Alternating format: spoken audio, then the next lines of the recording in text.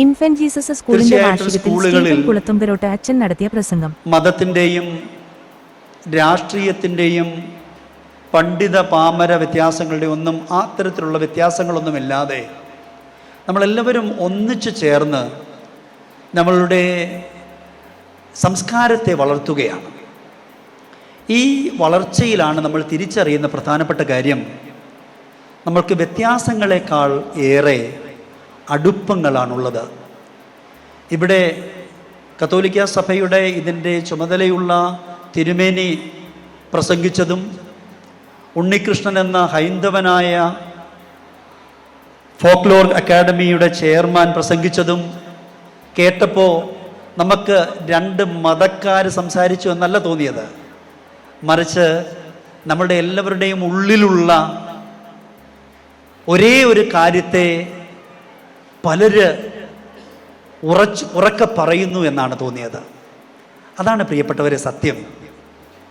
നമ്മളുടെ എല്ലാവരുടെയും ഉള്ളിൽ അകറ്റുന്നതിനേക്കാളും അടുപ്പിക്കുന്ന ഏറെ കാര്യങ്ങളുണ്ട്. കാലഘട്ടത്തിൻ്റെ പ്രത്യേകത വ്യത്യാസങ്ങളെ കണ്ടുപിടിക്കുവാൻ വേണ്ടിയുള്ള ശ്രമമാണ്. നമ്മൾക്കറിയാം, നമ്മളുടെ ചിത്രങ്ങളിൽ പണ്ടൊക്കെ നമ്മുടെ കാലഘട്ടത്തിൽ, ഇപ്പോഴ് വാട്സപ്പിലൂടെയും ഫേസ്ബുക്കിലൂടെയും ഒക്കെ പ്രചരിപ്പിക്കുന്നത് പോലെ രണ്ട് ഒരുപോലെ വരച്ച ചിത്രങ്ങളിൽ നിന്ന് വ്യത്യാസങ്ങളെ കണ്ടെത്തുക എന്നുള്ള ഒരു പ്രശ്നം ഉണ്ട്. അതിൽ വളരെ മൈന്യൂട്ടസ്റ്റായിട്ടുള്ള വ്യത്യാസങ്ങളെ കണ്ടെത്തുവാൻ വേണ്ടിയുള്ള പരിശ്രമം, അതുപോലെയാണ് നമ്മളുടെ മനുഷ്യ സമൂഹത്തിൽ ഈ കാലഘട്ടത്തിലും ഉണർന്നു വന്നിരിക്കുന്നത്. എങ്ങനെ ഞാനും നീയും തമ്മിൽ അകൽച്ചയുണ്ട് എന്ന് പറയാനാണ് ഇതുപോലെയുള്ള വിദ്യാലയങ്ങൾ നമ്മളെ സഹായിക്കുന്നത്. എനിക്കറിയാം, നമ്മളെല്ലാവരും നമ്മളുടെ കുഞ്ഞുങ്ങളുടെ കലാപരിപാടികൾ ആസ്വദിക്കാനും അവർക്ക് ലഭിക്കുന്ന സമ്മാനങ്ങളെ കണ്ട് അവരെ അനുമോദിക്കുവാനും നമ്മളുടെ വിദ്യാലയത്തിൽ നമ്മളുടെ അധ്യാപകരും മാതാപിതാക്കളും ഈ സമൂഹവും ഓക്സിലിയറി സ്റ്റാഫും എല്ലാവരും ചേർന്ന് ഉണ്ടാക്കിയെടുത്ത ഒരു മികവിനെ അപ്രീഷിയേറ്റ് ചെയ്യുവാൻ, അവരെ അഭിനന്ദിക്കുവാനുള്ള ഒരവസരം ആയിരിക്കുമ്പോൾ തന്നെ നമ്മൾക്കും ചില ബോധ്യങ്ങളിലേക്ക് ഈ സന്ധ്യ നമ്മളെയും നയിക്കേണ്ടതുണ്ട്.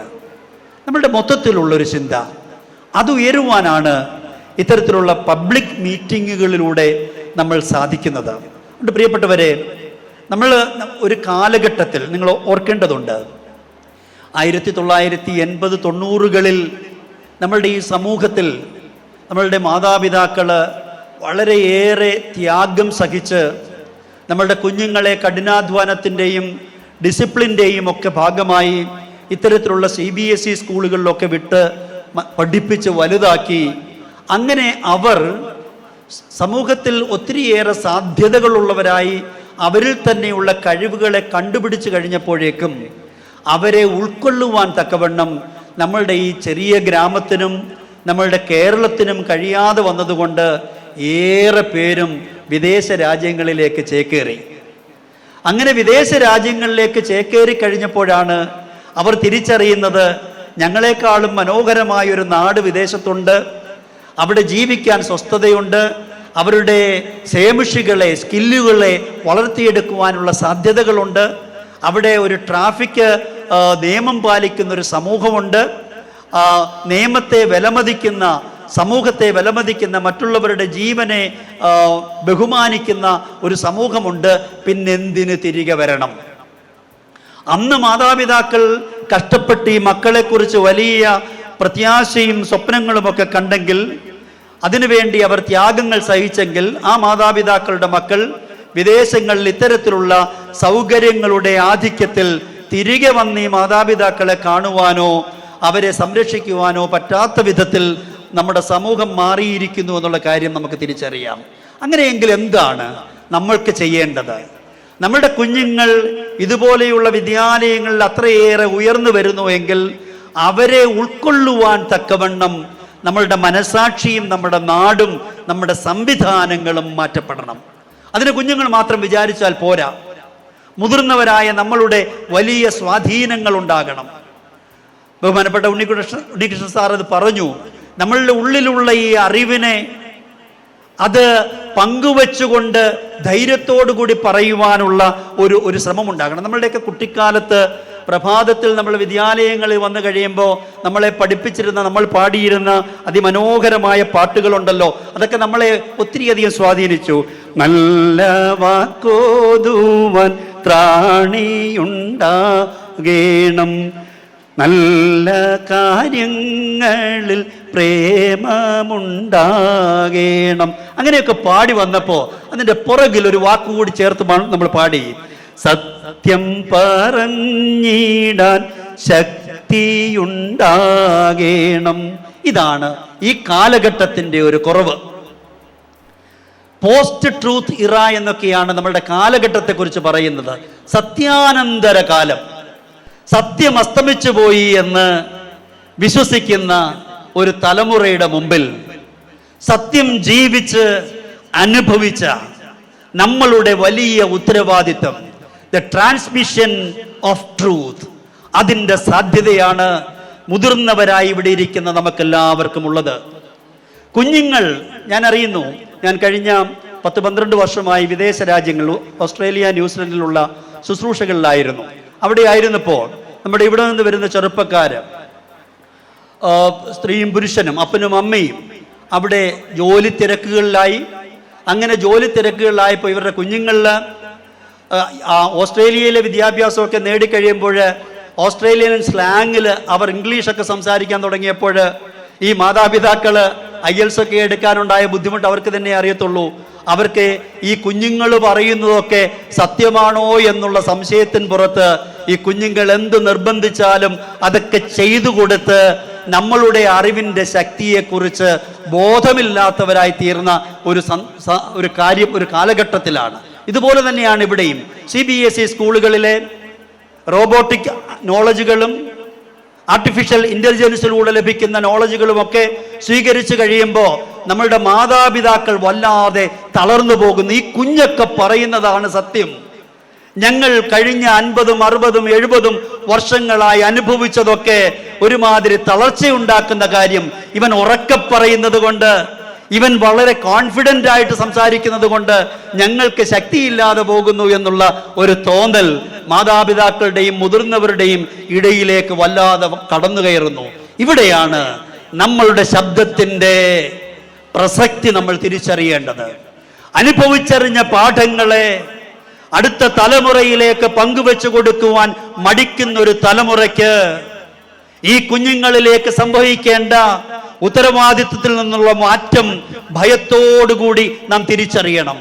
ഈ കുഞ്ഞുങ്ങളിലേക്ക് നമുക്ക് ഗൗരവമായി കൊടുക്കാൻ ഏറെയുണ്ട്. ഇന്ന് നമ്മൾക്കറിയാം, ബഹുമാനപ്പെട്ട ആൻഡ്രൂസ് അച്ഛൻ എൻ്റെ മുമ്പിലിരിക്കുന്നു, അധ്യാപകരെ പരിശീലിപ്പിക്കുന്ന അച്ഛനാണ്. അധ്യാപകരുടെ ഭയം, വിദേശ രാജ്യങ്ങളിലൊക്കെ അധ്യാപകരാകാൻ ആർക്കും താല്പര്യമില്ല.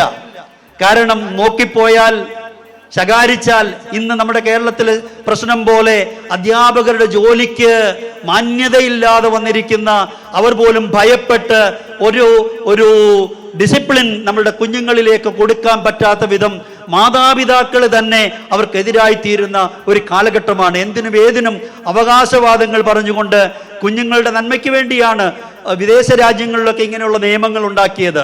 മാതാപിതാക്കൾ തമ്മിലുള്ള ബന്ധങ്ങൾ കുറയുന്നത് കൊണ്ട് അവരുടെ ക്രൂരതകളൊക്കെ കുഞ്ഞുങ്ങളിലേക്ക് അടിച്ചേൽപ്പിച്ചപ്പോൾ അവിടെ നിയമങ്ങളുണ്ടായി, കുഞ്ഞുങ്ങൾക്ക് അവകാശങ്ങളെക്കുറിച്ച് പറഞ്ഞു. ഇവിടെ അങ്ങനെയല്ലാതെ ഒരു നല്ല കുടുംബമുണ്ടായിരിക്കുമ്പോൾ പോലും നമ്മളുടെ ഇടയിലും കുഞ്ഞുങ്ങളെ ശകാരിക്കുന്നത്, അവരെ അച്ചടക്കത്തിലേക്ക് കൊണ്ടുവരുന്നതൊക്കെ അപകടകരമായ കാര്യമായിട്ട് നമ്മളും ദുർവ്യാഖ്യാനം ചെയ്തുകൊണ്ട് ഭയപ്പെട്ടു പോകുന്നു നമ്മുടെ തലമുറ. അതാണ് എനിക്ക് അധ്യാപകരോടും മാതാപിതാക്കളായി ഇവിടെ കടന്നു വന്നിരിക്കുന്ന എല്ലാവരോടും പറയാനുള്ളത്. നമ്മളുടെ ഭയം മാറ്റി നമ്മുടെ കുഞ്ഞുങ്ങളിലേക്ക് മൂല്യങ്ങളുടെ ട്രാൻസ്മിഷൻ, അതിൻ്റെ അവതരണം നടത്തുവാൻ നമ്മൾ ഓരോരുത്തരും സംഘാതമായി തീരുമാനിക്കേണ്ടതുണ്ട്. ഈ സ്കൂളിൻ്റെ കുഞ്ഞുങ്ങൾ കുറയുന്നു എന്ന ഒരു പരാതിയും വിഷമവും ഒക്കെ ഉണ്ടല്ലോ. അവിടെ വിറങ്ങലിച്ച് നിൽക്കുകയല്ല. ഇതുപോലെയുള്ള സ്കൂളുകൾ നൽകുന്ന സത്യത്തിൻ്റെ മൂല്യങ്ങളെ യോജിപ്പിച്ച് പിടിക്കുവാൻ, അത് കൊടുക്കേണ്ടതാണെന്ന് പറയുവാനുള്ള ഒരു സംഘാത മനസ്സ് നമ്മൾ സൃഷ്ടിക്കേണ്ടതുണ്ട്. മാതാപിതാക്കള്, അധ്യാപകര് ഒന്നിച്ചു നിന്ന് അടുത്തൊരു തലമുറയെ വളർത്തിയെടുക്കുവാൻ വേണ്ടി എനിക്ക് ഉത്തരവാദിത്വമുണ്ട്. എനിക്ക് ശമ്പളം കിട്ടുമ്പോൾ മാത്രമല്ല. പണ്ടൊക്കെ കാലഘട്ടത്തിൽ അങ്ങനെ ആയിരുന്നില്ലേ? നമ്മുടെ നാട്ടിൽ ഏതെങ്കിലും ഒരു കുഞ്ഞ് തെറ്റ് ചെയ്താൽ ഏതൊരു മാതാവും പിതാവും അവനെ ശകാരിക്കുന്നതിൽ, നീ ഇന്ന വീട്ടിലെ ഇന്ന കുഞ്ഞല്ലേ, നിനക്കെങ്ങനെ ചെയ്യാൻ കഴിയുമെന്ന് ചോദിക്കാനുള്ള ഒരു ആർജവം ഉണ്ടായിരുന്നു. ഇന്ന് അങ്ങനെയൊന്നും ചോദിക്കാൻ പറ്റാത്ത വിധം നമ്മളെല്ലാവരും വല്ലാതെ ഭയപ്പെട്ടിരിക്കുന്നു. ഈ ഭയത്തെ ഒന്ന് അതിജീവിക്കുവാൻ നമുക്കൊന്നിച്ച് നിൽക്കണ്ടേ? നമ്മൾ ഒന്നിച്ച് പ്രവർത്തിക്കണ്ടേ?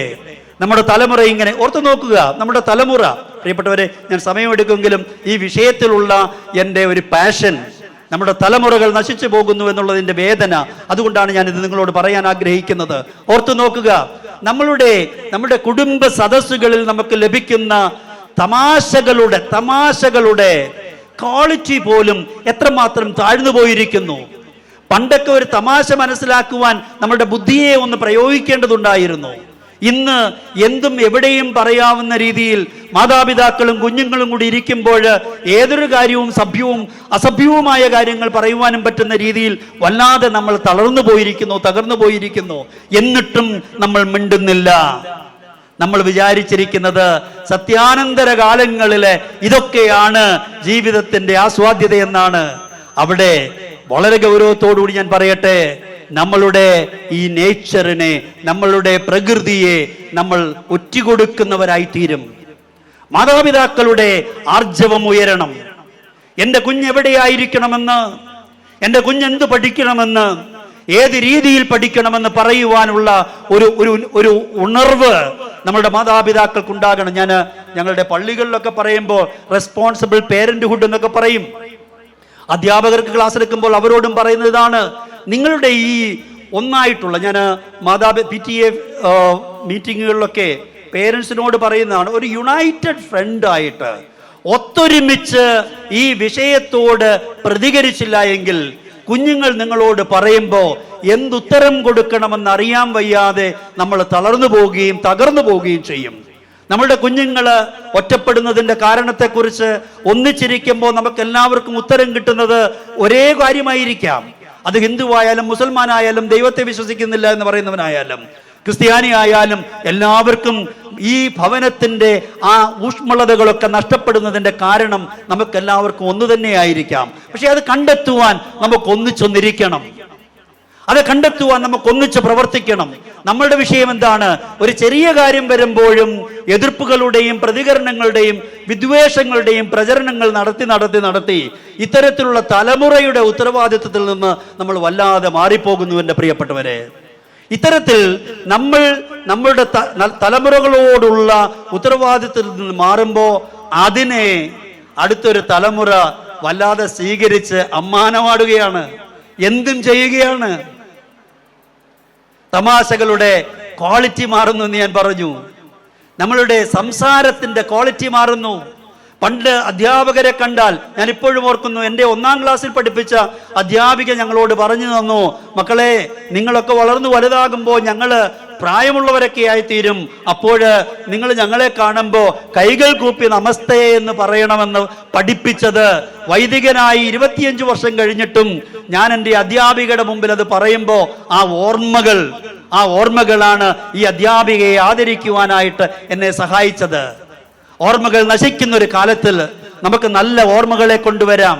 നമ്മളുടെ അധ്യാപകർ നമ്മളെ പഠിപ്പിച്ചവ, നമ്മളുടെ ഗുരുക്കന്മാര് നമ്മൾക്ക് ബോധിപ്പിച്ചു തന്നവ, അതിനെ പങ്കുവെച്ചു കൊടുക്കുവാനുള്ള മടി നമ്മുടെ സമൂഹത്തിന് ഇല്ലാതാക്കുവാൻ പ്രത്യേകമായി ശ്രദ്ധിക്കണമെന്ന് വളരെ സ്നേഹത്തോടു കൂടി ഞാൻ എല്ലാവരോടും ആവശ്യപ്പെടുകയാണ്. ഇങ്ങനെ സന്ദർഭങ്ങൾ നമുക്ക് വളരെ കുറച്ചേ കിട്ടുകയുള്ളൂ. സാധാരണഗതിയിൽ നമുക്ക് മതത്തിന്റെ പേരിൽ ഒരു സംഗമം ഉണ്ടാകാം.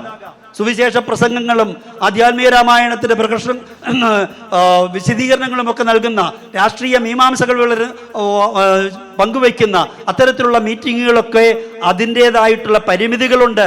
പക്ഷെ ഇവിടെ നമ്മൾ അതിനെയെല്ലാം മാറ്റിവെച്ചുകൊണ്ട് അതിന് മുകളിൽ നിന്നുകൊണ്ട് കാര്യങ്ങളെ കാണാൻ ശ്രമിക്കുകയാണ്.